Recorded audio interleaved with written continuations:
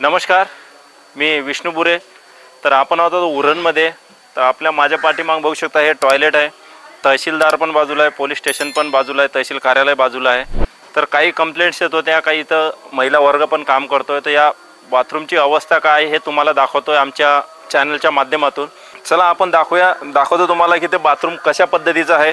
आणि हे बघू शकता किती चांगल्या पद्धतीनं काम आहे. स्टाईल वगैरे एकदम ओके आहे याची, एकदम फिनिशिंग एकदम ओके आहे. पण आतमधली फिनिशिंग तुम्हाला दाखवतोय. या कॅमेरामॅनला विनंती करतोय मी. हे बघू शकता. आजा अंदर आजा. हे टॉयलेट आहे. हे बघू शकता हे कशा पद्धतीनं याचं साफसफाई केली जाते. तर हे बघू शकता. आतमध्ये पण बघू शकता तुम्ही. हे बघू शकता. इधर हे देखो. हे बघू शकता हे कशा पद्धतीने केलेलं आहे. बघू हे आपण पूर्ण बंद आहे. नळ तुटलेले आहेत. आणि इथे हे बघू शकता आपण. इथं हे बघू शकता. हे बघा हे दारूच्या बाटल्या आहेत. हे बघू शकता हे दारूच्या बाटल्या. कारण हे बघू शकता इथं खूप साऱ्या दारूच्या बाटल्या आहेत. हे बघू शकता. म्हणजे नक्की हा बाथरूम आहे की बिअर बार आहे का रेस्टॉरंट आहे का वाईन शॉप आहे हेच समजत नाही आम्हाला. हे बघू शकता किती मोठ्या प्रमाणात इथं बाटल्या पडलेल्या आहेत. हे बघू शकता. आणि हे घाण पसरलेले आहे पूर्ण. इथे किडे झालेत आणि मच्छर आहेत. तर बघू शकता इथं हे पण बघू शकता. हे पण बघू शकता.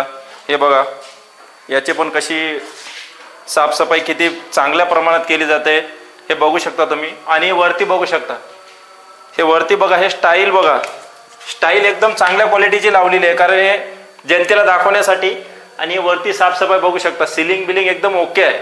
बांधकामामध्ये काही त्यांचा हे नाही. कंस्ट्रक्शन बघितलं तर एकदम चांगल्या पद्धतीनं आहे. आणि हे दरवाजे पण बघू शकता एकदम व्यवस्थितरित्या पण लागतात. हे बघू शकता एकदम ओके आहे. पण हे याची आतमध्ये अवस्था खूप बिकट परिस्थिती आहे. इथं काही महिला वर्ग पण काम करतो. त्यांना या वॉशरूमचा काहीच फायदा नाही. फक्त मला पहा आणि फुलवा ही परिस्थिती या टॉयलेटची झालेली आहे. आता आम्ही नायब तहसीलदाराशी बोललो. त्यांनी आश्वासन दिलं की 1 महिन्याच्या आत जो कोण कॉन्ट्रॅक्टर आहे त्यांना आम्ही शोधू. कॉन्ट्रॅक्टरला कोणाच्या अंडरमध्ये आहे आणि त्याला तात्काळ साफसफाई करण्याची सांगू. नाही तर त्यांच्यावर कारवाई करू किंवा त्यांचा कॉन्ट्रॅक्ट आम्ही रद्द करू.